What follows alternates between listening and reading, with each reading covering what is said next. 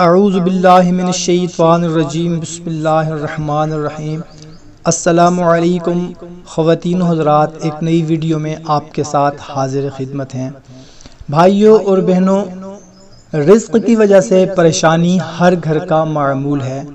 کاروبار نہیں چل رہا، کاروبار میں بندش ہے، کاروبار میں رکاوٹ ہے، یا رزق آ بھی رہا ہے، کاروبار چل بھی رہا ہے، نوکری بھی ہے، مگر برکت نہیں ہے، بے برکتی ہے۔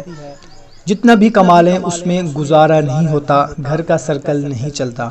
تو بھائیوں اور بہنوں، آج میں آپ لوگوں کو ایک قرآنی عمل بتانے لگا ہوں، جس کے کرنے سے انشاءاللہ تعالی ہمارے رزق میں برکت ہوگی، ہمارے رزق میں اضافہ ہوگا۔ مگر یہ اس وقت ہوگا جب ہم اس عمل کرنے کے ساتھ اپنی نمازیں، 5 وقت کی نماز کو معمول بنائیں گے، حقوق العباد کی پابندی کریں گے، والدین کی فرما برداری کریں گے، تو اس کے بعد ہی اس میں برکت ممکن ہے۔ اگر ہم نماز نہیں پڑھتے، والدین کی فرما برداری نہیں کرتے، حقوق العباد کی پابندی نہیں کرتے، اگر ہم صرف خالی وظیفہ کرتے ہیں، تو اس خالی وظیفہ کرنے سے ہمیں کوئی بھی فائدہ نہیں ہونے والا جب تک ہم اپنے فرائض پورے نہیں کرتے۔ اس سے پہلے ہم دعا کرتے ہیں کہ یا اللہ، ہمارے جتنے بھی بھائی بے روزگار ہیں، رزق کی وجہ سے پریشان ہیں، تنگ دستی ہے، غربت ہے، ہم سب کی پریشانیاں دور فرما اور رزق میں برکت عطا فرما۔ تو بھائیوں اور بہنوں، عمل بہت ہی مختصر سا ہے۔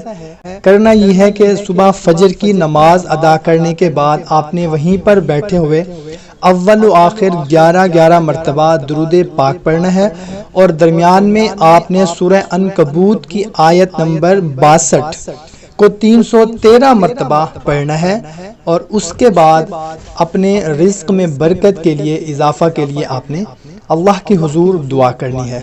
آیت کون سی ہے میں آپ کو سکرین پر بھی دکھا دیتا ہوں اور ایک دفعہ سنا بھی دیتا ہوں۔ بسم اللہ الرحمن الرحیم۔ اللہ یبسط الرزق لمن یشاء من عبادہ ویقدر لہ ان اللہ بکل شیء علیم۔ اس کو 313 مرتبہ فجر کی نماز کے بعد پڑھنا ہے اور اپنے رزق میں برکت کے لیے دعا کرنی ہے، اور یہ عمل اس وقت تک کرتے رہنا ہے جب تک آپ کا مقصد پورا نہ ہو جائے، اور کامل یقین، اعتماد، بھروسہ کے ساتھ عمل کیا کریں۔ انشاءاللہ تعالی ضرور ہمیں اس کا فائدہ ہوگا۔